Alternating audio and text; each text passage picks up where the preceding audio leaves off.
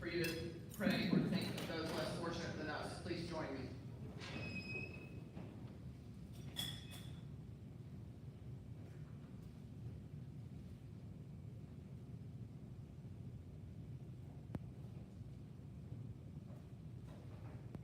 Thank you.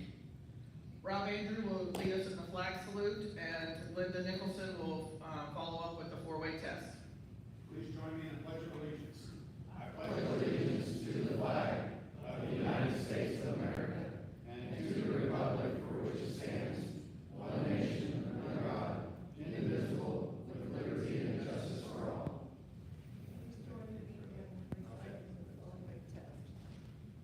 Is it true? Is it fair to all concerned? Will it build goodwill and better friendships?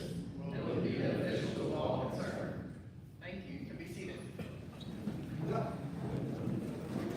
We started a little early today because we have a lot to do for club business before we get to our speakers. So, Stephen, Corinne, can help us. I believe we may have guests that outnumber our members. We start right here. I'd like to introduce my wife, Kathy.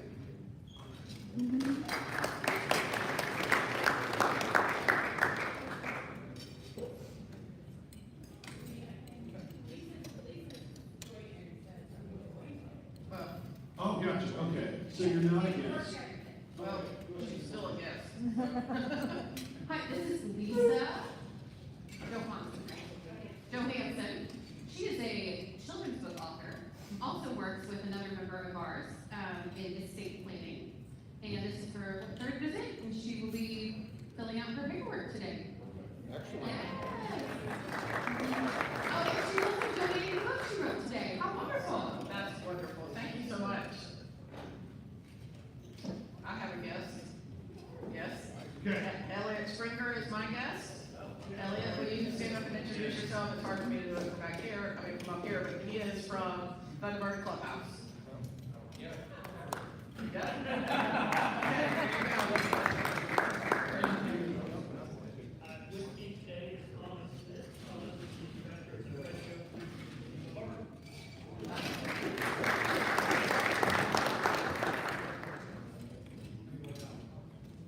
Okay, so that was Thomas, I just want to make sure, because that microphone did not work. That was Thomas Smith with Red June's Museum of Art. Thank you for coming. Okay, I was told to yell out. Here.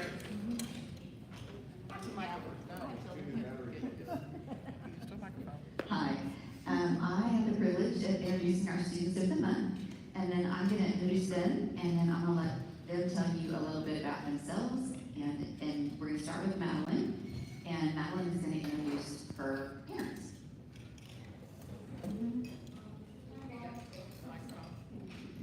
This is my mom, Meredith, and my dad, Drew.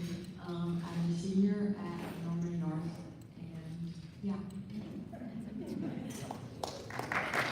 We're going to hear from Mrs. Lucy, and she's from Norman High. Hi, I'm Lucy. I'm a senior at Norman High.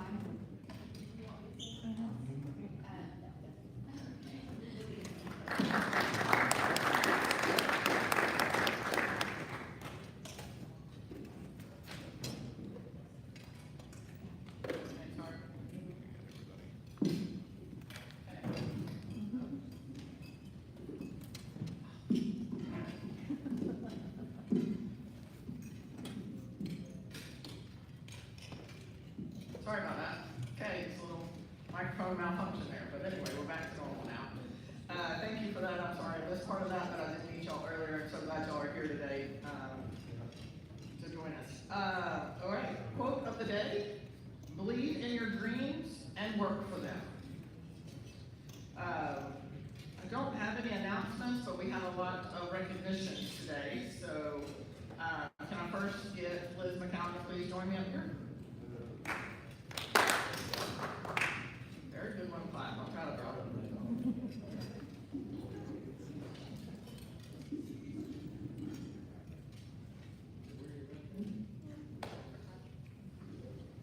Well, no. Okay, long time coming from the district.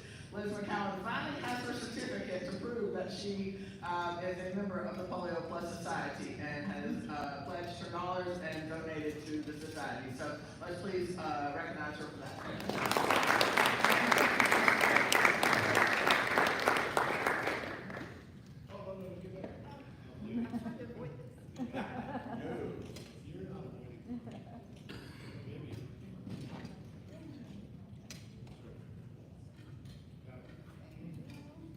It's really not planned on purpose, but we do seek to wear the same colors or same outfits on Rotary days. And people have noticed, we do not plan that though. Deborah Lynch and Ronnie, can I get both of you to please come up?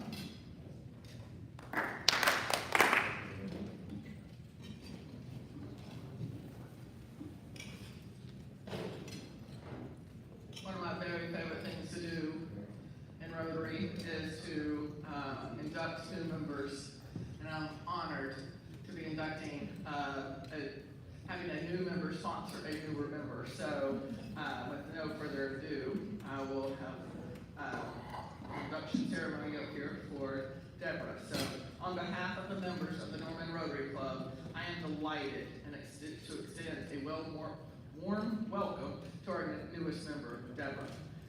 Joining Rotary is not just about becoming a member of a club. It's about becoming part of a global community dedicated to positive difference in the world. As a Rotary Club, we uphold values of service, integrity, diversity, and leadership.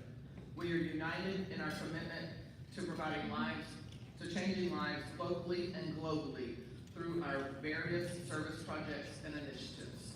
Deborah, we are excited to have you join us in this journey of service and fellowship. Your unique skills, experiences, perspectives will enrich our club and contribute to our collective efforts of creating lasting change in the world.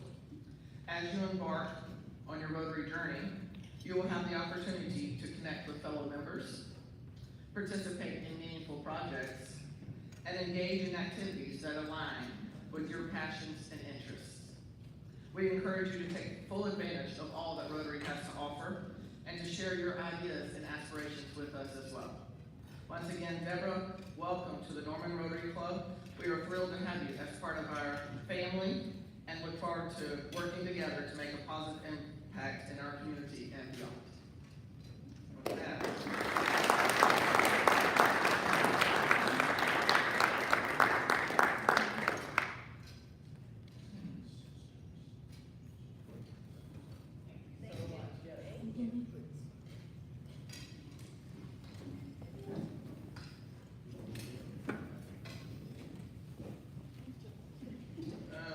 can I please have Linda Nicholson come up?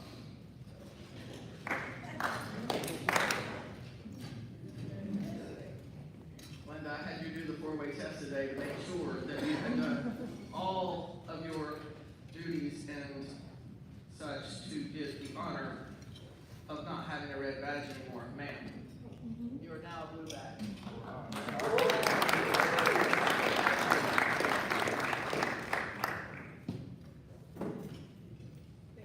You're welcome. Debbie Swain, can I borrow you, please? This is good. Our club is growing. I love it. You're never going to guess.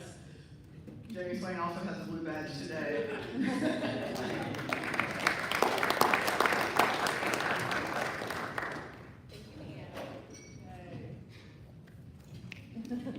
President nominee probably should have a blue badge by now, yes. All right, and one more. Kyle Hurley, can I please have you up at the stand? He's not in trouble. You get half a clap. Yeah, half a clap. Okay, well, Bill Bloom normally stands up here and does this, and he's not able to make it today, but it was very important, and I did not want to have you to have to wait very long. So I know you're trying to catch up. I'm trying to catch up, yeah. Trying to catch up with Steve Wood too. Yeah, Steve was last week. But we want to present on behalf of the Rotary Foundation for all your hard work and dedication that you've given to the foundation and what a difference it makes in this area. 7 areas of focus, which are at the back of the room. For those guests that are joining us, Rotary International has 7 areas of focus, and today focus on literacy, but we also focus on environment and clean water and some other initiatives. But around the world, we have 7 major areas. And by giving to the Rotary Foundation, you help make these, make magic around the whole world and help others really thrive. And I wanted to present you with your Paul Harris +4 today for your efforts.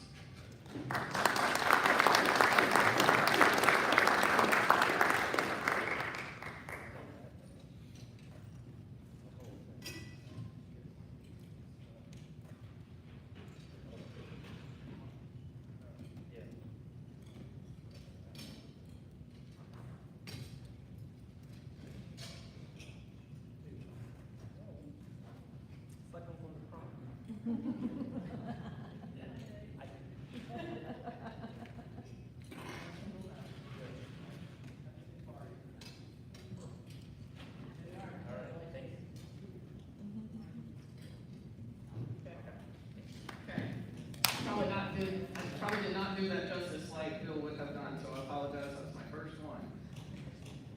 Okay, with no further ado, we got for time to turn it over to the speaker. Thank you for indulging me in all of that this afternoon, and are you introducing her? Okay, Steve McCrandon, please come up and introduce our speaker. Thank you.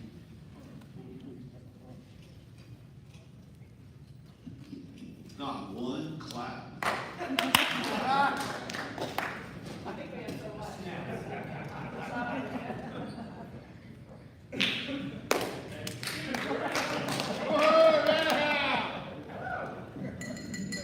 I get one clap. This young lady better get a lot more than one clap, all right? Perfectly, totally aligns with one of, and I know we do a lot, and I mean a lot with this Norman Rotary Club, but this perfectly aligns with one of our primary focuses, and that's education and getting young kids to read. And Lisa's got 20 years of special education teaching in Illinois, Ohio, and Mississippi. You're gonna have to explain how you get down here to Sooner Country. Okay. In 2016, she moved to Norman, okay, there's part of it, and began volunteering with local groups. And in 2020, what a year to found a nonprofit, right? In 2020, she founded Little Read Wagon, and we have that right, Little Read Wagon, and it increases access to books and literacy experiences for vulnerable populations in and around Norman and Oklahoma City. So to tell us about Little Read Wagon and an outstanding mission, here is Lisa Gerard.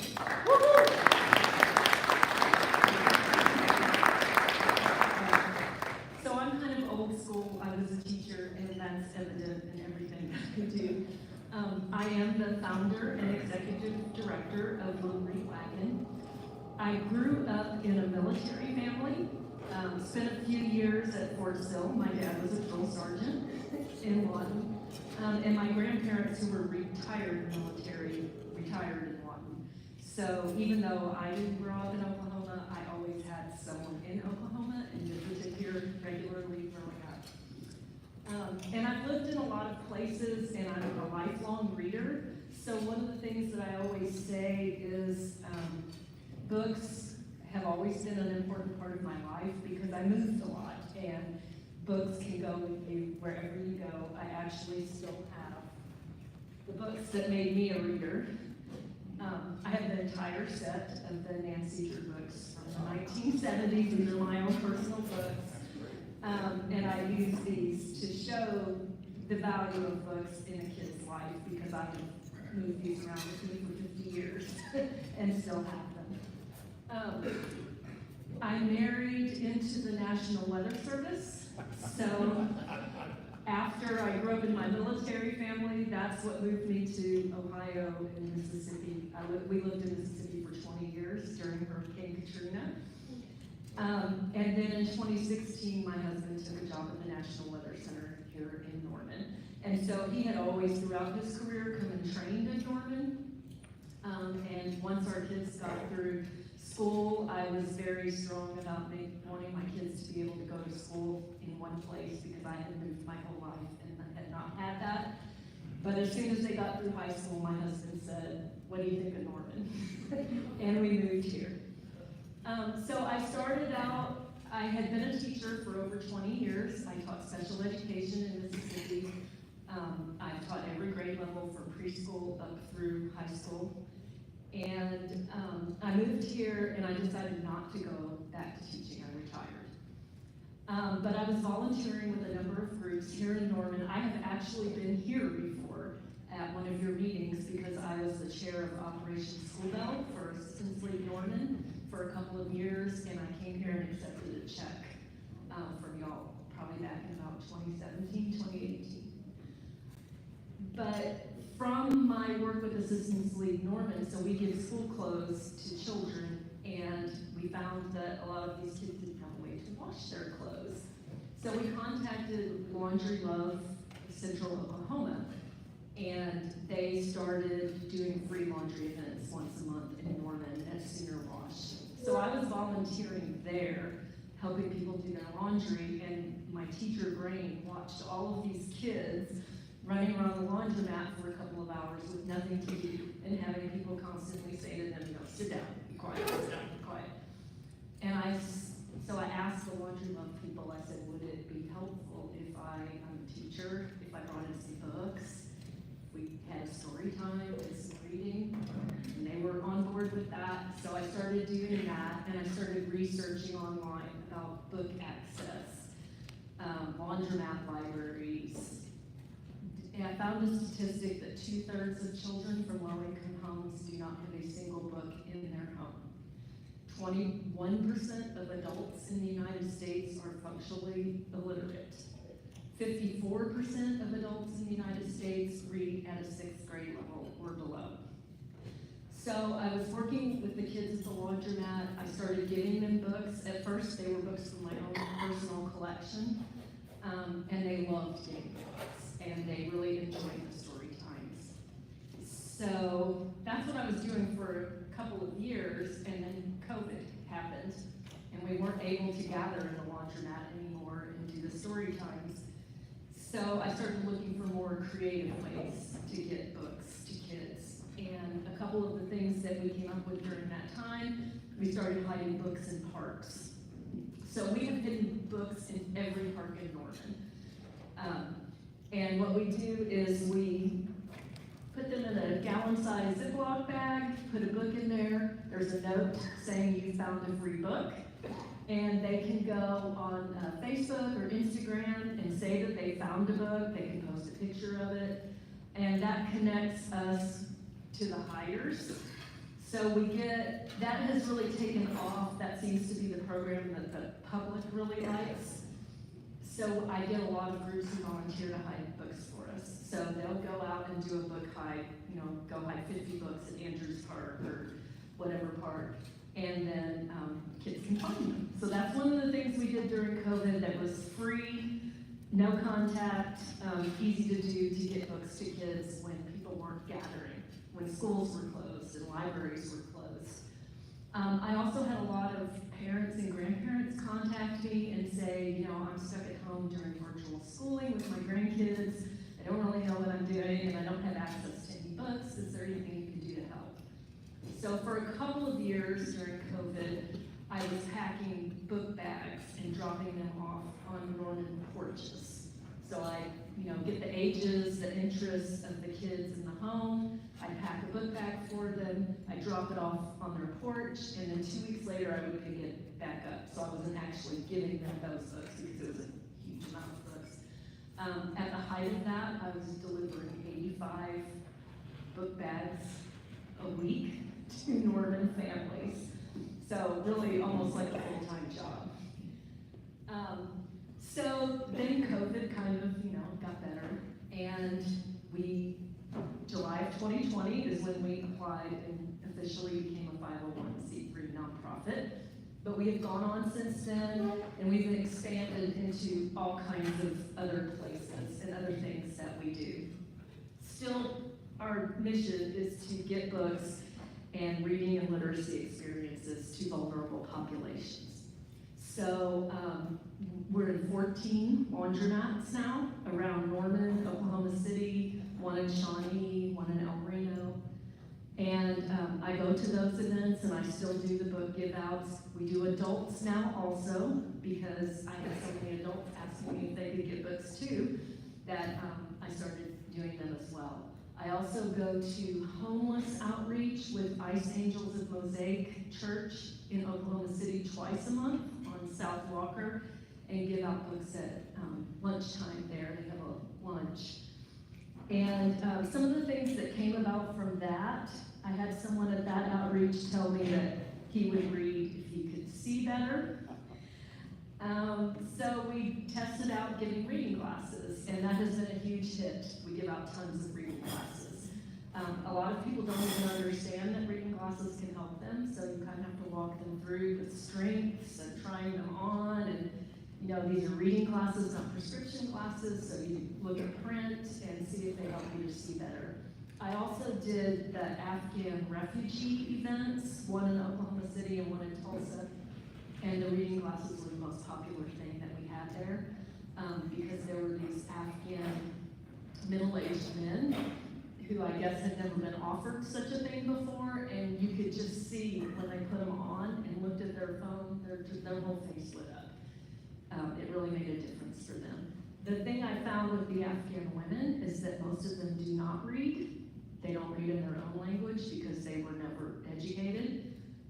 So that was an interesting thing too, was trying to explain to them why reading is important for their kids.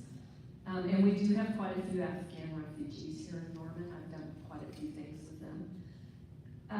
And so one of the things I found both at homeless outreach and at some of the other outreaches where I run into a lot of adults who are illiterate is that we can meet them where they are, even if they're not able to read a book right now. And a lot of times these are people who are not, because of various barriers, they're not going to go to literacy classes to learn how to read. But there are other ways to reach them. One of them is National Geographic, or anything with very vivid pictures where you can get a lot of information from what you're looking at. I give out my homeless group in OKC takes a ton of National Geographics. We also give out like crossword puzzle books and word search books to a lot of people for who English is their second language, and they tell me that by doing word searches, they learn vocabulary. You know, words are in categories for those, so they learn categories and they learn how to spell English words. So that's another thing that we buy new that we give a lot of out. We do take donated books, children's books only for donated books, because we give out so many children's books. We do the book card at Center for Children and Families. I go there every week and stock that, and we gave them over 4,000 books last year. Trying to think who else we stock. We do a teen library at Children's Recovery Center of Oklahoma. So that's like a short-term residential setting with, you know, dealing with mental health things. And so the teens that come there, they can choose a book that's theirs to keep. They have time in the evenings that they can read in their dorm, and then they can take it with them when they leave. And Cross Timbers Rotary has actually supported a grant for that for us. So I knew that Rotary had a literacy component for working with them.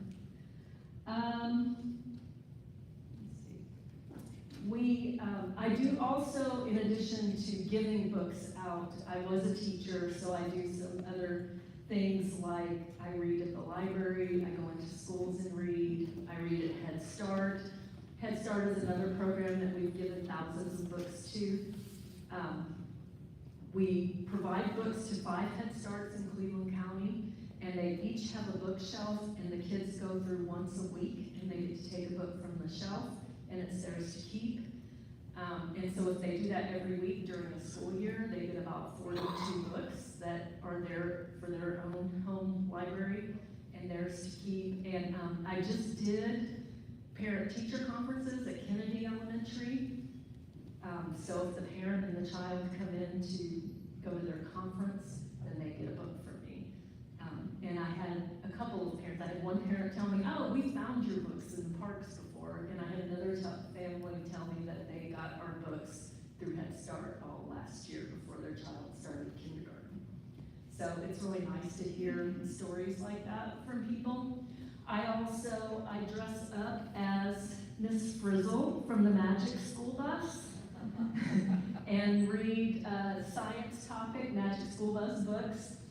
I go to Sunhive Collective, which is a group of young adults with disabilities here in Norman, and I read to them once a month because I was a special education teacher, so I'm really in tune with that population. And we do Magic School Bus field trips for their summer camp. And I also dress up as fairy godmother and read. I have a picture of that somewhere here. I'm too old to be a Disney princess, but I can be a fairy godmother. And we did that at Redbud Farm School. They partner with us. We don't give books to them, they give books to us because they're a private school. And I'm trying to think. I do Santa Market in Oklahoma City at Christmas time. That is they're a nonprofit and they have Santa Market, which is like a craft festival every year. And they raise money for Alzheimer's. Because I love to take pictures, I do that for them. I've done that for like 6 years for them, and they give me a booth in return so that I can fundraise for my nonprofit. So one of the things I do is some of our damaged books that we get in that we can't give out because they're too damaged. We make earrings and things out of those, and I sell them at Santa Market. I also got in touch with a Nancy Drew group online. And so there are actually groups out there that have conventions, Nancy Drew conventions.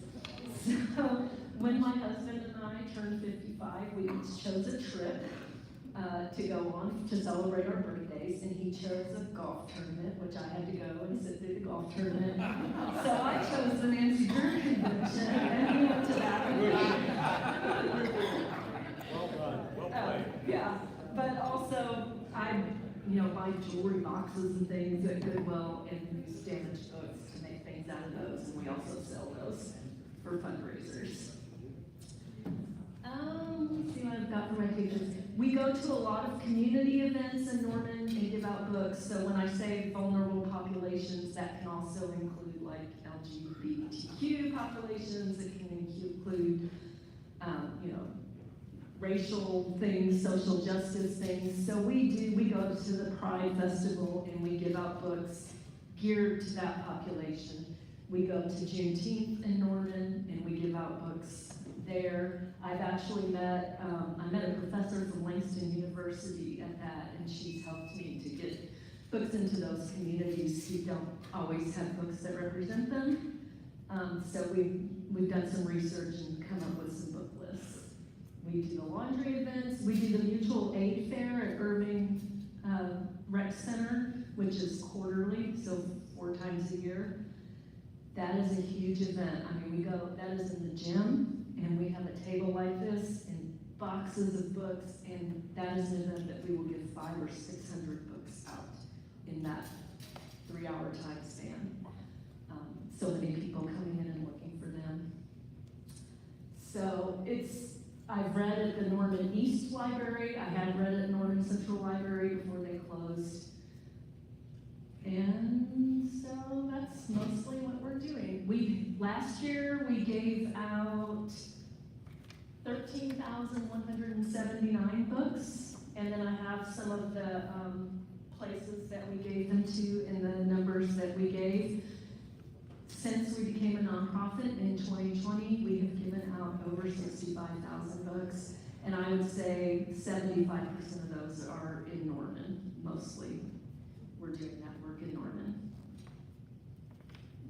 I also do puppets and different things, so I just brought some examples of those to show if anyone wanted to look at them. During COVID, I did some online story time kinds of things with those. So just really any way that we can get books out to people who want them or need them and may lack access to them, and any way that we can make reading fun and enjoyable, and meet people where they are, whatever their literacy needs might be, because like I said, we deal with reading levels all the way from non-readers, all the way to people who love to read and are looking for, lots of reading material. So, does anyone have any questions? Yes. Where do you get your books? I have a few questions. Where do you get your books? Can you say we? Who's we? Is it you? Do you have help?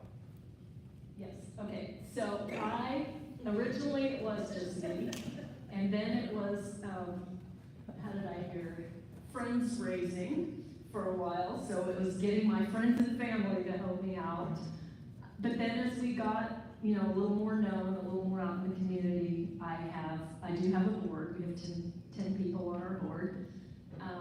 One of them is my son, because he was home from college during COVID. He got sent home, and he ended up, I told my table, he ended up going to law school after COVID, but because he's knew a lot about the law, he's actually who helped me, like, write our bylaws and do those things that we need to do.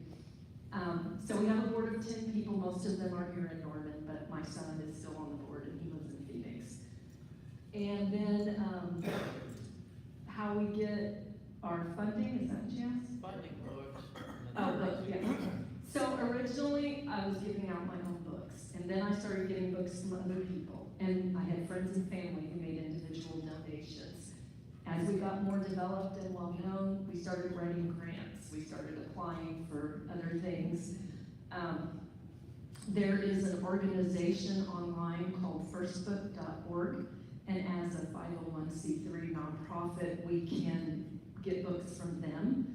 So I can usually get them if we use our funds at a much reduced cost rather than, asking people going to the store to get them. It's free shipping, it's no tax, and the books are, 90% off of the price because they're all donated by the publishers to them, and then I can order from them. So that's how I get a lot. The things that we buy, that's how I get a lot of my books. Things like board books, I have to usually buy new. And CCFI goes through, I put 200 books a week on their cart, and when I go back the next week, they're gone. And the vast majority of them are board books. And those are hard to, we take book donations, so we get a lot of children's books through book donations, but board books don't work so well for that because they're going to babies and toddlers who bite them and, tear them up in various ways. So that's something that we're constantly buying new. Yes? So you could tell your dad was a drill sergeant because you don't seem to ever sit still. Doing all that stuff. Tell me the difference in giving a child a book or just loving them one. They're kids. It's really fun for me because I was a teacher, but I will have books out.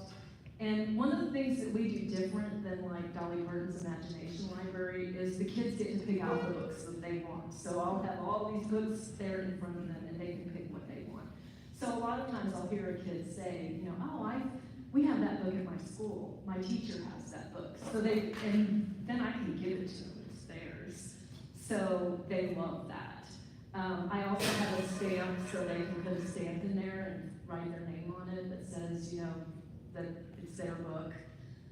So the ownership component of it and having choice in the books that they get to have, I think is really important. While I was doing the porch drop-offs and loans though, for that particular time, that worked really well because that was during COVID and, they were not being able to go to the library, not being able to go to school, and they weren't necessarily books that they would want to keep because they loved them. They were, books just to get a lot of books in and stuff when they didn't have access to them anywhere else. So something that I found concerning was that, you said 21% of adults were illiterate, and then 54% were reading at 6th grade level or below.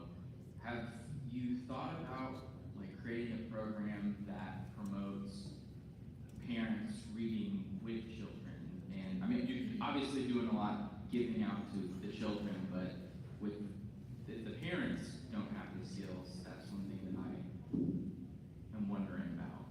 So we don't do literacy instruction. There are groups that I'm connected with that do that, so I can always connect people with groups like that. We do have a program called PJs and Pages, which is about promoting bedtime reading, a bedtime reading routine with the parent and child. So what we do is we, each child in that program gets to pick out a pair of pajamas, a stuffed animal, a book, and then we have some education on reading to your child and the benefits of that, early reading. And then we also, the stuffed animals that we give out, I like to get them, a lot of them from Kohl's, because Kohl's stuffed animals are actually book characters. And so we'll get those and we'll put a tag on them that says, please read to me, so that the kids that take those can use them as a reading buddy.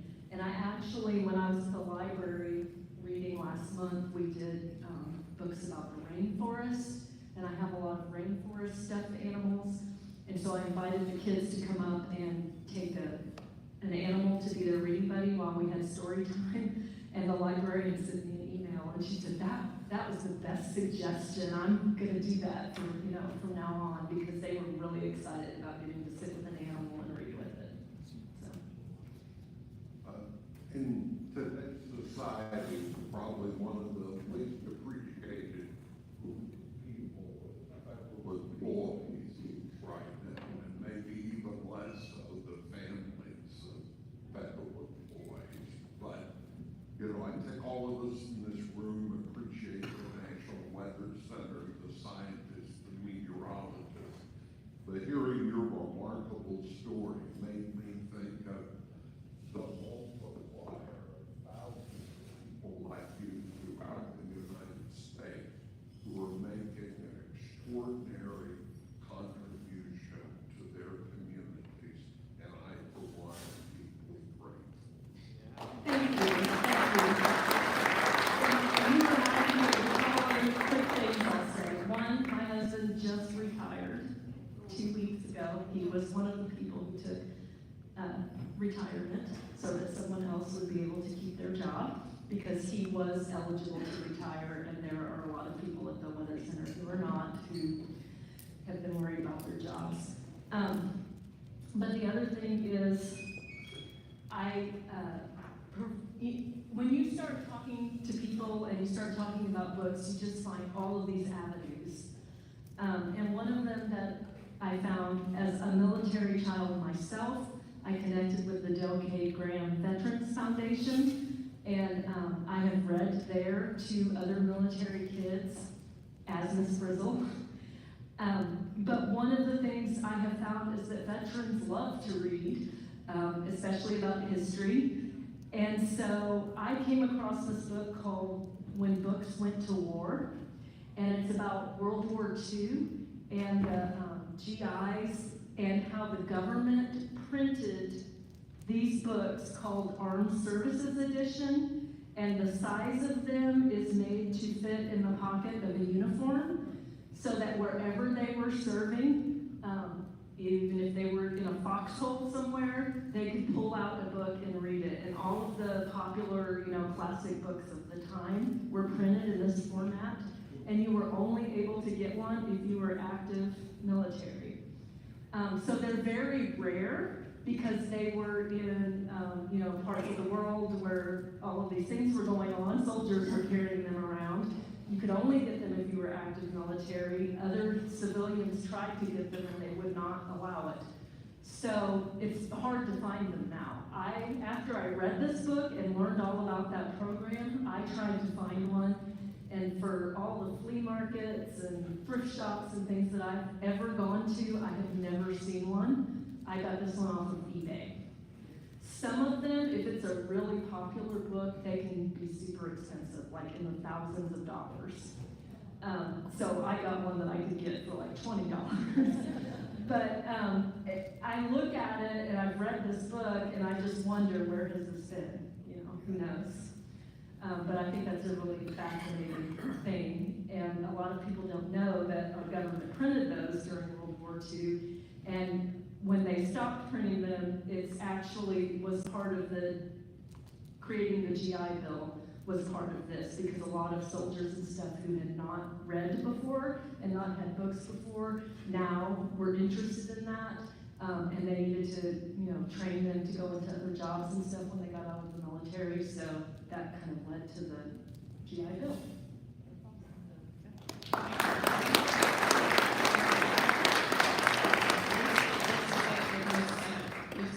Lisa, will you also come up here for the book?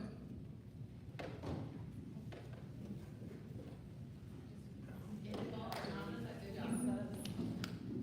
you want to say a few words? Okay, I'm also Lisa, and I wrote a book that is perfect for the month of April because it is about an endangered species. So this strange-looking fish on the cover is known as the Mexican blind cat, and it used to only have been found in northern Mexico, and my family is military, and we lived on the border of Mexico, and about 7-8 years ago, they discovered this fish on the American side of the border, which is very exciting, meaning our waterways are not only connected at the surface, but they're also connected underground to our aquifers. So if you have a kid who likes weird animals, this is a great, vibrant picture book. The back half of the book is kind of like a textbook. It has in fact been peer-reviewed by 2 PhD biologists. I'm sorry to tell you this, but Texas A&M Press published it. But you know, they have great scientists there, so find Cat and Tadpole. And Lisa, thank you for all you do. Special education is the hardest, the hardest.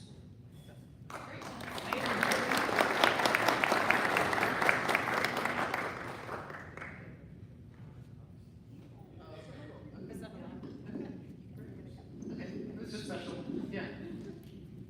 I wanted people to know about it, so, okay, also, side note or interesting fact, according to Andy Rieger, Linda and Deborah are the only 2 sisters we've ever had in the club, but if somebody wants to prove Andy Rieger wrong, you can. So, we also have a set of brothers, the Hopper brothers that are not here today, and now we have sisters, so that's very exciting. So, thought I'd bring that up, but if it's wrong, don't blame me, blame Andy. If it's right, yay, okay.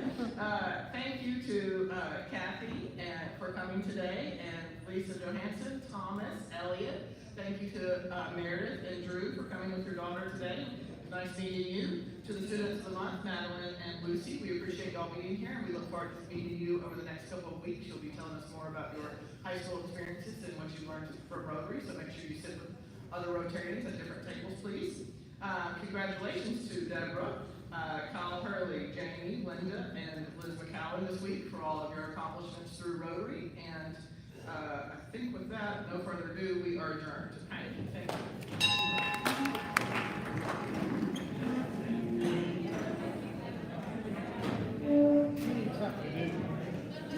She needs something to do. Yeah.